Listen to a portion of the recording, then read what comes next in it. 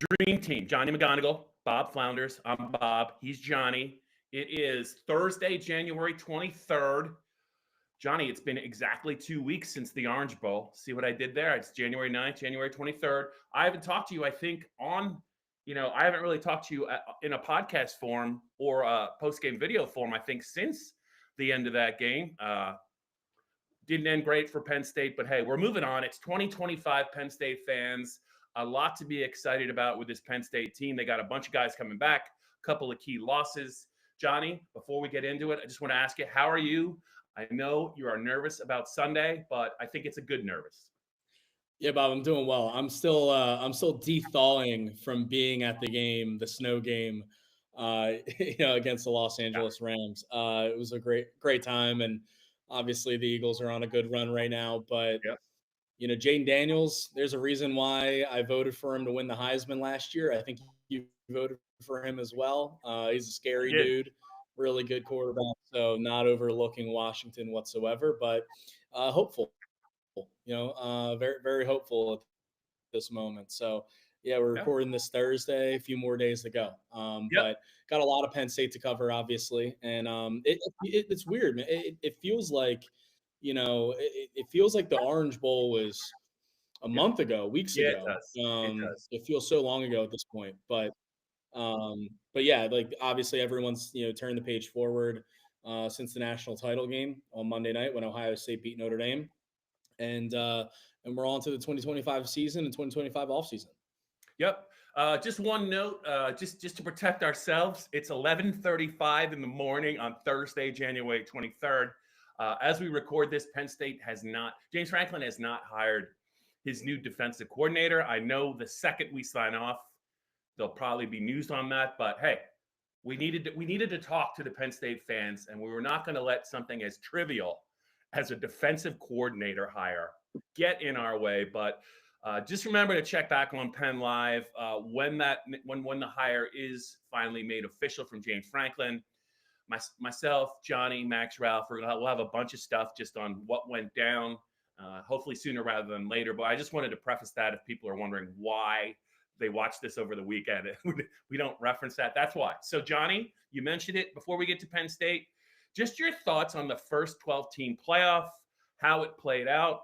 You had Ohio State winning it all. I was a big backer of Ohio State from early on. What a journey for that team and that program. I don't really know the man. I kind of feel good for Ryan Day because he took a lot of crap for that Michigan loss. Some of it deserved, but at the end of the season, the Buckeyes were too good. He got it right, and I'm actually kind of happy for him. I don't know how you feel about it, but the only other thing I would say is it was a top-heavy tournament, and I'm not so sure that the Notre Dame-Penn State game wasn't the best game of the entire playoff. Yeah, Notre Dame, Penn State, or even Arizona State, Texas, going to overtime. Yep. That was that comeback, like Kenny Dillingham and Cam Scadaboo, like that whole team was, really impressive. I thought it was a really fun 12-team playoff. Like the discourse, the debates, the hypotheticals, Alabama should be in, and then they lose the ReliaQuest Bowl to a bunch of backups on Michigan's defense. That was hilarious. But overall, once we got past all the BS, for who deserves to be in, who doesn't, like, I thought it was a really fun deal. I think the only question I have coming out of it really is the seeding in terms of, conference champions being guaranteed, the top 4 ranked conference champions being guaranteed a bye. Like, I think that problem will solve itself when this eventually moves to 14 or 16 teams in a year or two. In 2026 or beyond. But I mean, you look at the games and the matchups that we had, we had Oregon, Ohio State at the Rose Bowl. We had, Big Ten SEC, Ohio State, Tennessee, in the first round. We got Penn State, Notre Dame, which is a matchup that obviously everyone nationally, 2 big brands, but specifically in the state of Pennsylvania, specifically in Scranton, Reading, like Philly area, like it's a huge deal. And that was a lot of fun to have happen. And then to have 2 brands, two programs like Ohio State, Notre Dame in the national title game, and Notre Dame makes a comeback, tries to tie that thing up and couldn't. But I thought it was a really fun CFP, really fun 12 teams format. It could be moved up a little bit. So there are tweaks to be made. So we're not getting the national title game on January 20th when people are already looking ahead to the NFL conference championship games the following weekend. But I think overall it was a lot of fun. I mean, I enjoyed it. Yeah. It was very interesting. As much as I felt pretty good for Ryan Day, just because of what he went through, and his players, they took a lot of it too. But kind of felt a little bad for Oregon. There's something to be said for peaking at the right time of the year. I think Penn State kind of did that. I think obviously Ohio State did that. Arizona State, I think, was a formidable team as well. But some teams did not peak at the right time of year, and they paid kind of dearly for it. But I'm with you, Johnny. It's going to be, I think, 12 teams again next year, but I wouldn't be surprised if maybe as early as the 2026 season, there's some tweaks. There's a lot of talk about no more conference championship games. I'm sure that'll be a debate, but I can't wait for you I can't wait for the next playoff chase and seeding, because I'm looking forward to you getting into it with some SEC guys. That was one of my favorite parts of the whole process, because your opinions were validated. Those guys were not. And I wonder if they're going to think about it a little bit differently next fall. Yeah. I mean, look, just don't lose to Kentucky. Don't lose to Vanderbilt. Don't lose to a bad Oklahoma team. Maybe you'll get in the playoff. Maybe you'll go on a run. You got to get there. So I think we might get to it later, or we can just get to it now in terms of the final rankings. Yeah. Because I submitted my final AP ballot. Let's go. And in the final AP poll, like Ole Miss was ranked ahead of SMU. And I mean, in terms of like, there's debates in terms of like, I put Oregon ahead of Penn State, even though Penn State made it further in the CFP, in the CFP, like Oregon beat Penn State in the Big Ten title game. I put Georgia ahead of Texas, same deal. Georgia beat Texas twice. Yeah. But the 12 teams that made it in the CFP were, in my opinion, the 12 best teams in the country. And so I kept them ranked within the top 12. Yeah. And in the overall poll, Ole Miss jumping SMU. And I guess people looked at it and said, hey, SMU lost to Clemson in the ACC title game and then got blown out by Penn State. But like, are we really going to call Ole Miss because they blew out Duke, in whatever bowl it was and Duke's on a third string quarterback, or like, I just, it was, so that just rubbed me the wrong way as we're talking about as we're wrapping up my SEC takes and my SEC, pushback, because there's a lot of it out there. There's too much of it out there. That bothered me. That sat with me the wrong way. I know it's minor. But for SMU fans, right, that's a big deal. So, Johnny, keep that rage, that quiet rage with you into the fall. I'm a big believer, Penn State fans and Johnny McGonigal, of keeping receipts, because what better way to motivate yourself for the next task at hand? I do it all the time. I hope you keep this with you next year, and just wait for the right moment to spring it on some people. I love it. Johnny, let's talk here on the PennLive's Blue White Breakdown. Let's talk about Penn State, where we think they sit here, with the additions, the subtractions, with the class coming in, the portal, all of that. As you see James Franklin's team, where are you on the Lions? How confident are you in this team? They were a good team. They were a very good team at the conclusion of this playoff tournament. How do you see them entering 2025? Yeah, I mean, they bring back the core of a group that was a place away from competing for the national championship. Obviously you lose Abdul Carter. You lose even guys like Kobe King, Jalen Reed. This is a pro Jalen Reed podcast and what he brought that team, over the past season. But you bring back the core: Drew Aller, Nick Singleton, Katron Allen, Denai Dennis Sutton is going to be a consensus preseason All-American, or at least he should be. He has to be. Zane Durant on the interior. Like, the list goes on. You keep continuity with Andy Kotelnicki at offensive coordinator, all your position coaches. We're still waiting on the defensive coordinator at this point. But you look at the nuts and bolts of the team that made that run, and the vast majority of it is back. And you look across the country, and Ohio State just won the national title. And you bank on these coaches and programs, reloading and retooling. But Ohio State is losing a ton to the NFL. Oregon's losing a ton in the NFL. Georgia's defense is losing a ton, to the NFL. So there's an opportunity here for Penn State after being so close to playing the national title. They should be in the mix yet again. I mean, am I way too early top 25 rankings, which admittedly are hence way too early. We're sitting here in January. We still got spring camp, winter workouts, summer ball, all that good stuff. But I have Penn State number 2 behind Ohio State because they have, in my estimation, the 2 best players in the country in Jeremiah Smith and Caleb Downs. And I bank on them reloading. There's some across the country, in terms of national reporters. I think Andy Staples from On3 and Joel Klatt from Fox had Penn State number 1 in their way too early rankings. So I don't think that's far off either. I don't think that's misplaced or wrong. I think there should be a massive expectation on this team and on this program going into the 2025 season to contend again for the national title. And our colleague Jim Carlson just popped in to say hi right there. I love it. That might be my favorite podcast moment of the last year. Jim Carlson made a surprise appearance. I'm sure we'll get that cleanup post, but it might not show up. We're going to talk about it on the podcast. I'm sorry. That was. I think we should leave it in for the listeners. I want to tell Megan, please leave that in.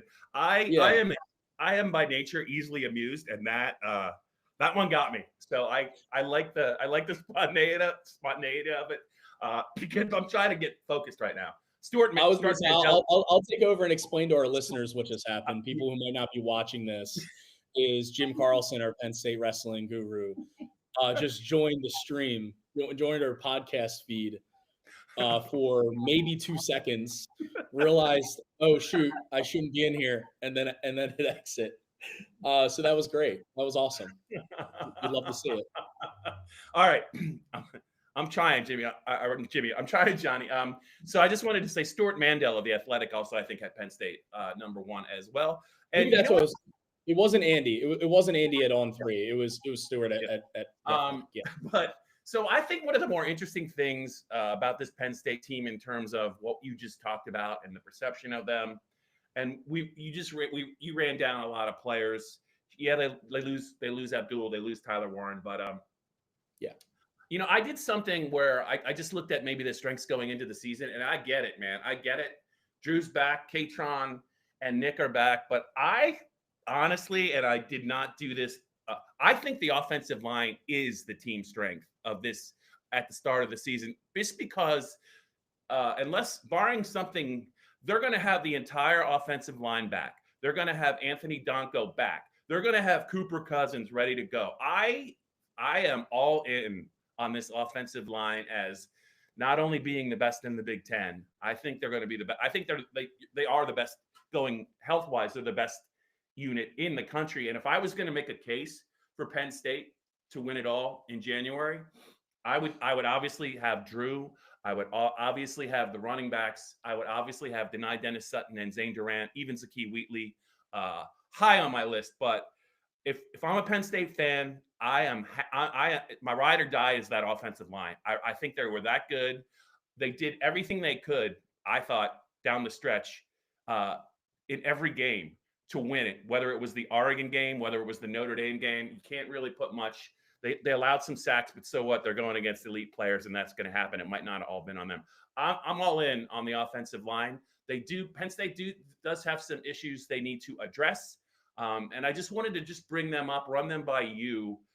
We'll talk a lot about them in the coming weeks, but some of the more underrated things, Johnny, and it's come up talking to some people online, is it doesn't sound like much, but Bo Prabula is not with the team anymore. It did not bite them in the playoff, but they really need to have a good plan for in case something happens to Drew, because they have some inexperience behind Drew.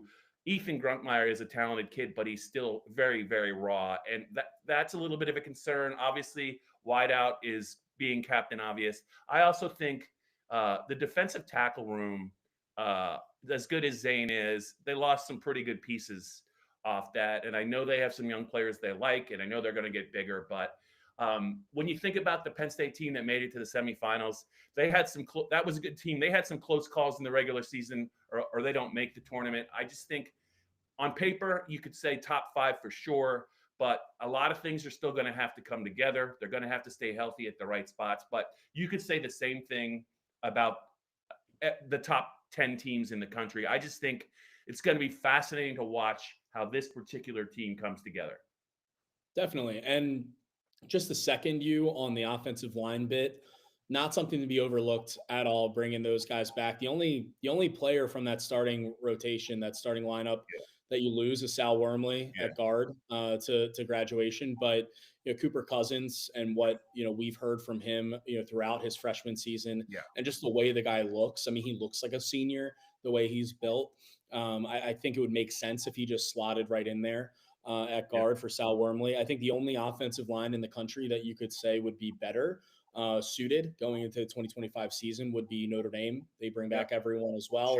And that was a great unit. I mean, watching those two lines go up not directly against each other, but in the Orange Bowl was a treat for an offensive line enthusiast. The concerns are the concerns, and the wide receiver position that's a concern that isn't going away. It's going to be continuing to be a question mark. It's going to be continued to be something that we talk about. Losing Harrison Wallace and Amari Evans to the portal. It's one of those where, they had some production for you and they made some plays, but at the same time, still 0 catches in the Orange Bowl, 0 catches through 3 quarters of the Big Ten title game. It's a group that needed some retooling and they picked up a couple of guys from the portal. We'll see how they pan out. D tackle, I know, missing out on David Blay, a transfer portal target from Louisiana Tech, a Pennsylvania native. That hurts.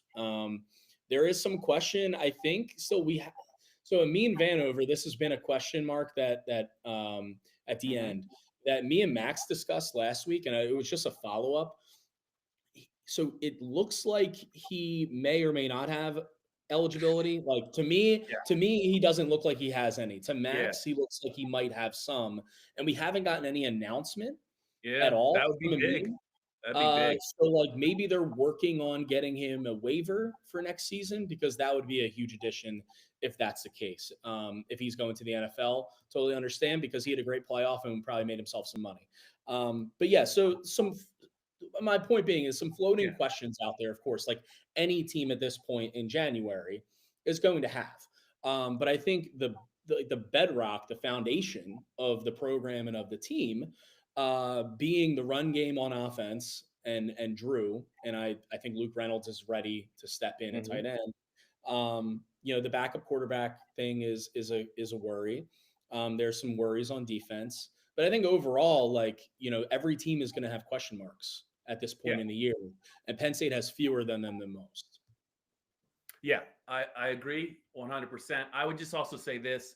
I wanted to before we get out of here on the Blue White Breakdown podcast, and please be on the lookout for them. We'll have hopefully 1 or 2, per week as we get ready for spring practice, which is, now that Johnny, you said it, feels like it's coming pretty quick after what Penn State did.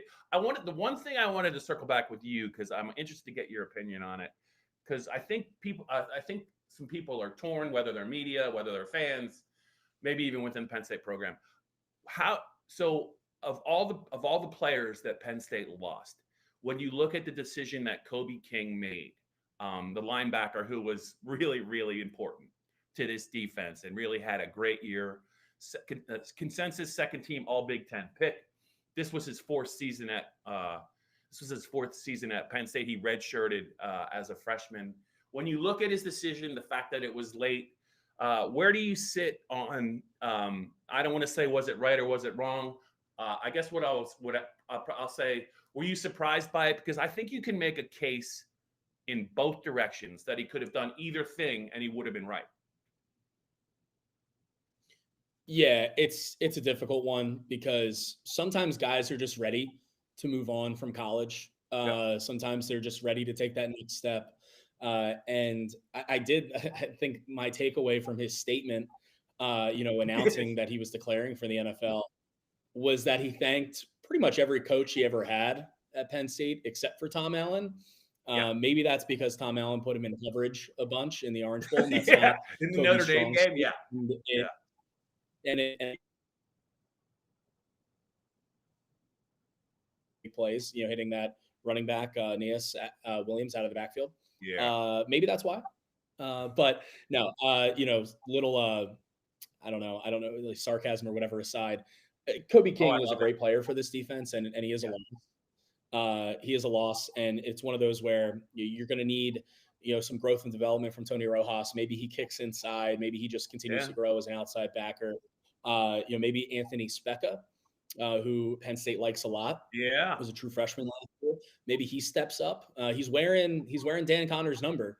So I think I know Abdul and Micah wearing LeVar's number 11. Maybe Anthony Specca wearing number 40 will be good luck for him as he moves forward in his Penn State career, a promising career at Penn State. They're going to need some guys to step up. Linebacker is one of those concerns that we didn't mention when we rattled him off. But yeah, Kobe King's it's tough because like he's one of the best run stopping linebackers I think in the country. I think the numbers bear that out, but in pass coverage, not so much. And we all know kind of the direction that the NFL is going right now. So I don't know. I would have for Penn State, obviously you would have liked to have him back. I kind of expected him to be back, but the fact that he's going, like, I don't blame him necessarily. Yeah. Very good player, got better every year. Team leader, did a lot on the field for that defense. Had the respect, I think, of the entire team, obviously, and I think he really benefited. You mentioned timeout. I think he really. You listen to the Penn State linebackers talk, and they speak very highly of Tom, who's now at Clemson. I think they even got more out of their association with Dan Connor. He, to me, is a guy that I don't know when it's going to happen, but if he wants it to happen, Dan Connor is going to be a coach somewhere at and he's not going to be an analyst. He is all about his business. He can relate to the players. He can communicate what they need to do because he's done it at Penn State.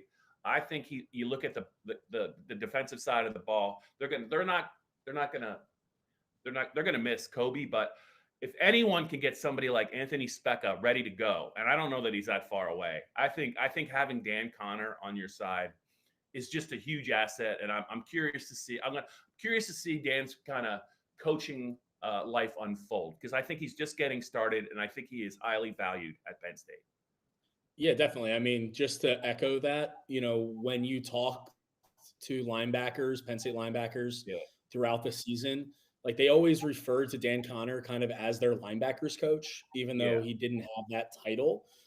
That's how important he was on the field during practice, relaying signals in, plays in, through the headset on game day, which is a responsibility he took over in late September. After I believe it was after the Bowling Green game, which there were some issues there. So yeah, Dan Connor has been immensely valuable to this Penn State program. Obviously a program great who can sell to players in recruiting. Like, I've done this, you can do it too. Look at how it turned out for me, going to the NFL and having a successful career, during and post. But his knowledge, and as such a young guy, relatively speaking, in the coaching industry, he's got such a high ceiling, and Penn State needs to make sure that they keep him on board for as long as they possibly can. Think it's too early because some people have brought up maybe him as defensive coordinator. Yeah. He's done it at lower levels. He's done it at Westchester and Widener. Shout out Widener. That's where my dad went and played. But it's a little bit different at Penn State. So, but I do think he is a valuable member of the staff and someone that if there's a question mark at linebacker going into next season, he's going to be a guy who will have an answer for that. Plus, I wouldn't be surprised if he had somehow had an added year of eligibility left. I think Penn State would have tried to run him out there late in his life, and I think he would have done a pretty good job because when I watched him play at Penn State, 20 years ago, that guy was no one. And I mean no one to mess with on the field. That linebacker group was pretty fierce. I enjoyed watching him play. He has that look about him that I think he has the attention of the linebacker room whenever he addresses them. Johnny, I'm going to let you go here as we get close to lunchtime on Thursday, January 23rd. We didn't have any news on Penn State's defensive coordinator in this podcast, but the minute there is some news, we'll have it up on PennLive. Please check back. Johnny, you got a big weekend ahead of you. I'm glad you finally thawed out from the Rams game. But Penn State fans, good chatting with you. We'll be back at some point next week. It was great talking to you, Johnny. Enjoyed your discussion. Number one, I enjoyed your discussion about the your final AP ballot. Just remember all that stuff you said about Ole Miss and those guys from the South. You just keep that inside. Keep that fire burning. And when it's time in the fall, I want you to pounce like a puma. Hey, it might be time in the summer. It might be time in the spring. Who knows, baby? Who knows?